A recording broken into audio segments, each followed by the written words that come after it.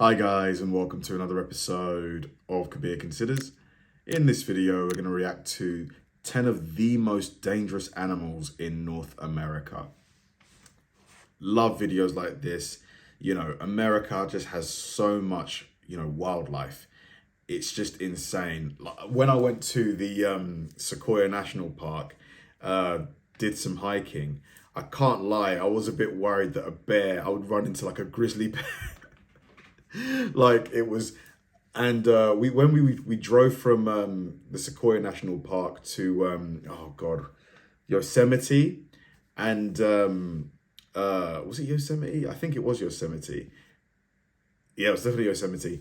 And we got there later than we thought we would, and it got really dark, and there wasn't much lighting, so I was thinking, my God, like if we get stranded here, if we run out of fuel, are we going to be bear food tonight? Like, because America obviously has quite a few bears, a lot of birds, snakes, all kinds of stuff, spiders. So scorpions. So it's going to be fun to see, how the hierarchy is.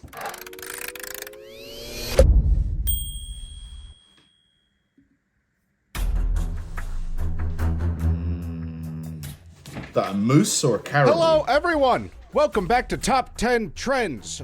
Hope you like the new intro. I sure do. Rebranding overhaul over here. Mountain lion. If you could do me a favor, I now have to tell you to click that subscribe and like button because YouTube thinks you have the attention span of a walnut. Prove them wrong. Prove me right. Both are just as good. Moving forward, life is rife with danger. Danger comes in all forms and sizes, but for human beings, usually not in the form of an animal. These, however, are the exceptions to that rule. Even being at the top of the food chain, we sometimes find ourselves as a convenient, fatty, slow snack. These are 10 of the most dangerous animals in North America. Fatty and slow because it's in North America. Get it? Number 10, great white sharks. You always hear those statistics about how you're more likely to die from a bee sting or something like that than a great white shark. Well, guess what? Great white sharks can be found in the coastal waters of all major oceans. They're everywhere. Their standard size is about 20 feet in length for a female and 4,000 pounds. Killing machines. They live 70 years, which makes it one of the longest lived fish currently known. They have no natural predators other than like us, I guess, for fishing and whatnot, and occasionally killer whales. It's ranked first in having the most recorded shark bite incidents on humans. Unafraid to nibble on us. In some cultures called White Death, great white sharks, great white problems. Just like regular white people. Shalom. In 2012, there were 272 unprovoked documented bites on Who wrote this script? humans. Contrary to popular belief, great whites do not mistake humans for seals. Researchers hypothesize that the reason fatalities of shark bites is low is not because sharks don't like human flesh, but because humans are one of the only species that can escape after the first bite. Great white sharks infrequently bite and sometimes even sink boats. Number 9, the American alligator. The American alligator is sometimes known as the gator, the common gator. You know they say never smile at a crocodile? Well, never masturbator at a gator. The other common colloquial saying. American alligators are apex predators and consume pretty much everything. Male alligators use infrasound to attract females, so they're highly technological, arguably one of the most ambitious crossover animals in existence. They're found in the wild and southeastern United States. From the Great Dismal Swamp in Virginia, that's a good name for a swamp, sounds like it's straight out of D&D, to the Everglades in Florida. American alligators aren't even vulnerable to cold, unlike crocodiles, which succumb to cold and drown. An American alligator can survive in cold temperatures for some time without displaying signs of even discomfort. American alligators are capable of killing humans, but fatal attacks are kind of rare. Mistaken identity leading to an attack is always possible, especially in or near cloudy waters. American alligators are less aggressive towards humans than crocodiles, but they're more common than crocodiles. Their bites are serious injuries due to the reptile's sheer bite force and the risk of infection. Even with medical treatment, an American alligator bite may still result in a fatal infection. Since the 1880s, alligator wrestling has been a source of entertainment for some psychopaths. Created by the Native American tribes prior to the arrival of Europeans, this tourism tradition continues to persist despite criticisms from animal rights activists. Number 8, the black. What has a stronger bite force, the crocodile or the alligator? I know there's different breeds of crocodile and alligator, but on average. I'd have to guess the crocodile, doesn't it? Because I think a crocodile's bigger. Widow spider. Latrodectus is a genus of spiders, most of which are commonly known as the widow spiders. The black widow spider is the grandmama of them all. While rarely fatal or even very serious, the venomous bite of these spiders is particularly dangerous because it's a neurotoxin, which causes pain, muscle rigidity, vomiting, and sweating. Widow spiders are found on every continent of the world except Antarctica, and they look like a monster straight out of Alien. The southern black widow, or simply the black widow, is probably the most common form of widow, or at least the one you're most well acquainted with. Each year, 2,200 people or more report being bitten by a black widow. Most recover within 24 hours, after medical treatment, of course. Number 7, cougars. No, not aging feminists. Cougars are a mountain lion, the puma, the panther, the catamount. They're a large felid. They range from the Canadian Yukon to the southern Andes Mountains of South America. They're the most Isn't a cougar just a mountain lion? Hold on, isn't that what he said? They range from the Canadian Yukon to the southern Andes Mountains of South America. They're the most widespread of any large wild terrestrial mammal in the Western Hemisphere. The cougar is an ambush predator and pursues a wide variety of prey. It's reclusive and avoids people mostly, but the fatal attack numbers have been increasing in North America as more people enter their territories. Transient males are common and dangerous and have been identified in strange places like Chicago, where a cougar was shot within city limits. Attacks on people, livestock, and pets may occur when a puma habituates to humans, so they get used to us, or is in a condition of severe starvation. Attacks are most frequent during the late spring and summer, when juvenile cougars leave their mothers and search for new territory. In 2004, the cougar... It's a cool looking cat though. You know, the sort of like, it's almost like it's got eyeliner on or something. It's very cool. Attack count climbed to 88 attacks and 20 deaths. Playing dead doesn't seem to work with cougars, as standing still may cause the cougar to consider a person easy prey. Fighting back with sticks, rocks, or even your bare hands is usually effective in persuading an attacking cougar to disengage.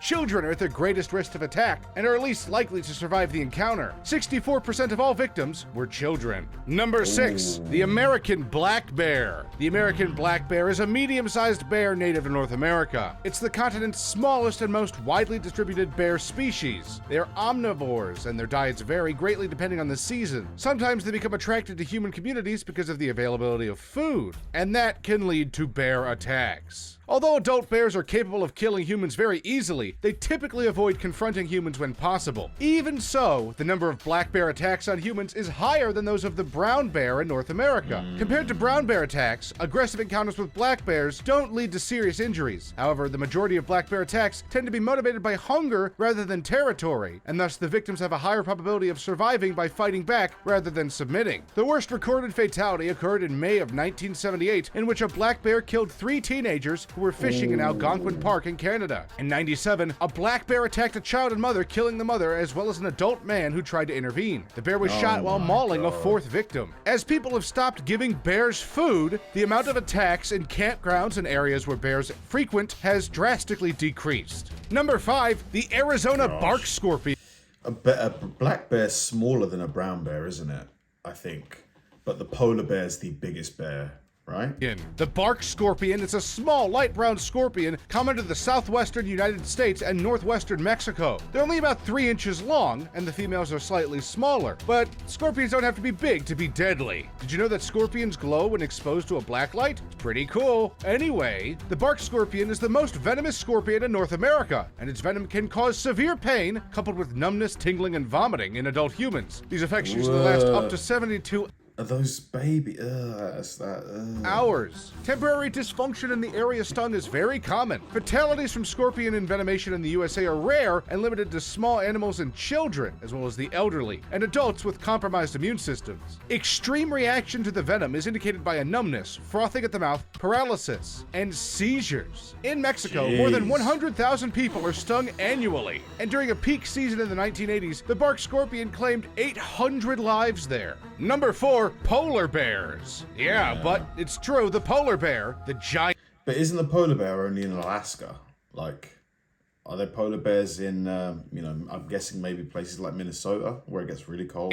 I guess technically black but with white translucent fur. Polar bear is a large bear, located largely within the Arctic Circle. Because of the expected habitat loss caused by climate change, they're classified as a vulnerable species. But most of the polar bear species are actually increased in population, while the other 6 are remaining stable. So, don't believe everything you read, I guess. They're not dying out. Happy, fat polar bears rarely attack humans unless severely provoked. So if you think you're going to be threatened by a polar bear, slide over a case of Coke, it'll be fine. However, due to their lack of prior human interaction, hungry polar bears are extremely unpredictable, fearless towards people, and are known to kill and sometimes eat humans. Brown bears attack when surprised. Polar bears attack because they want to. Polar bears are stealth hunters, and the victim is often unaware of the bear's presence until the attack is underway. Polar bear attacks are likely to be predatory and almost always fatal. Only for the reason that there are not many humans around the Arctic are such attacks rare. Otherwise, we'd probably be hunted by this creature. In one instance, a wildlife photographer was being attacked by a polar bear. The photographer made it back to his truck, and the bear ripped one of the doors off his truck before he was able to drive it off. Number 3, coral. Have you seen that video of the documentary guy who built like a glass ball or a glass cube, sat inside it? It was see-through, and there was this polar bear that was just trying to get in. It tried and tried for like an hour. Could you imagine if it got through?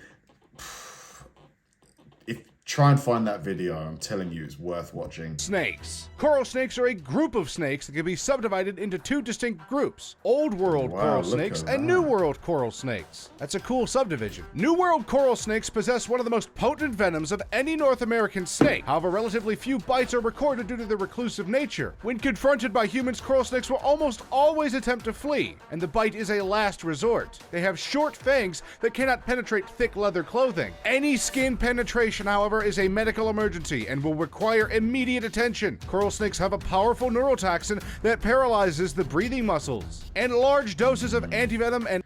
The color is amazing. I love this color scheme, colorway. I don't know how you would describe it. This pattern.